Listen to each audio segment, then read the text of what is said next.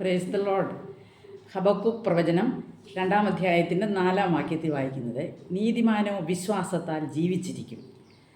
യഹൂദ്യാദേശത്ത് അന്യായവും അതിക്രമം, വിഗ്രഹാരാധന മുതലായ അധാർമികതകൾ പെരുകിയിരുന്ന സമയത്താണ് അദ്ദേഹം പ്രവചിക്കുന്നത്. അദ്ദേഹത്തിന് ഈ വക അധാർമികത പ്രവൃത്തികൾ കണ്ടിട്ട് തനിക്ക് വലിയ ആത്മഭാരമുണ്ടായി. തൻ്റെ സ്വന്തം കാര്യത്തിലല്ല, ജനം ഇതുപോലെ മോശമായുള്ള പ്രവർത്തനങ്ങളെക്കൂടെ മുൻപോട്ട് പോയിട്ടും ദൈവം എന്തുകൊണ്ട് മിണ്ടാതിരിക്കുന്നു എന്ന് അദ്ദേഹം ദൈവത്തോട് ആവലാതിപ്പെടുന്നതാണ് 1-ാം അധ്യായത്തിൽ നാം വായിക്കുന്നത്.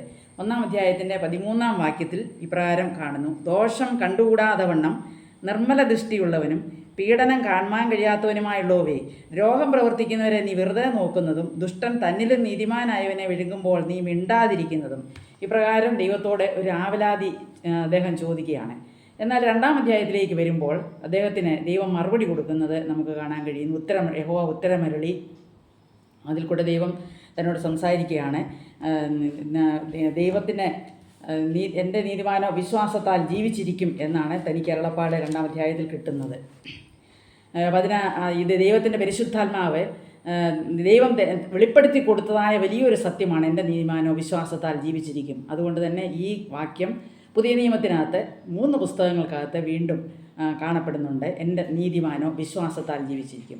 16-ാം നൂറ്റാണ്ടിൽ ജീവിച്ചിരുന്ന മാർട്ടിൻ ലൂതർ എന്നൊരു കത്തോലിക്ക പുരോഹിതൻ, തനിക്കും ഈ കത്തോലിക്ക ഉപദേശങ്ങളിലൊക്കെയും തനിക്ക് താല്പര്യമില്ലാതിരുന്നു. അദ്ദേഹം വചനം വായിച്ചപ്പോൾ ദൈവത്തിൻ്റെ ആത്മാവ് തന്നോട് ശക്തിയായി ഇടപെടുകയും ഈ വചനമാണ് തനിക്ക് വെളിപ്പാടായി ലഭിച്ചത്.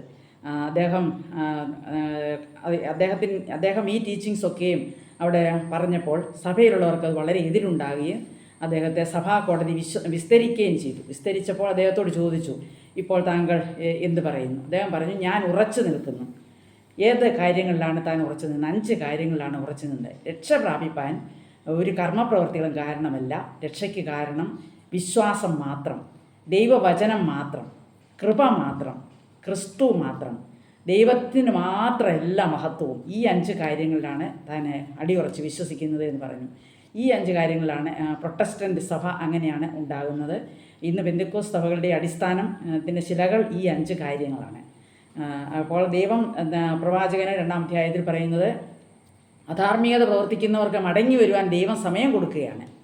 അന്യായം പ്രവർത്തിക്കുന്നത് അവരെ ദൈവം പെട്ടെന്ന് ചാടി വീണ് ഒരു മൃഗത്തെ പോലെ പെട്ടെന്ന് അവരെ ആക്രമിക്കുന്നില്ല. അവർക്ക് മാനസാന്തരപ്പെട്ട് മടങ്ങി വരുവാനുള്ള സമയം കൊടുക്കുകയാണ്. മടങ്ങി വരാത്ത പക്ഷം അയ്യോ കഷ്ടം, അയ്യോ കഷ്ടം എന്ന് 2-ാം അധ്യായത്തിൽ 5 പ്രാവശ്യം നാം വായിക്കുന്നുണ്ട്. എന്നാൽ 3-ാമത്തെ അധ്യായത്തിലേക്ക് വരുമ്പോൾ പ്രവാചകൻ ആദ്യത്തെ അധ്യായത്തിൽ ആവലാതി പറയുന്നു. 2-ാമത്തെ അധ്യായത്തിൽ യഹോവ ഉത്തരമരുളി. 3-ാമത്തെ അധ്യായത്തിൽ തനിക്ക് കാര്യങ്ങൾ ദൈവം ആരാണെന്ന് ബോധ്യപ്പെട്ടു.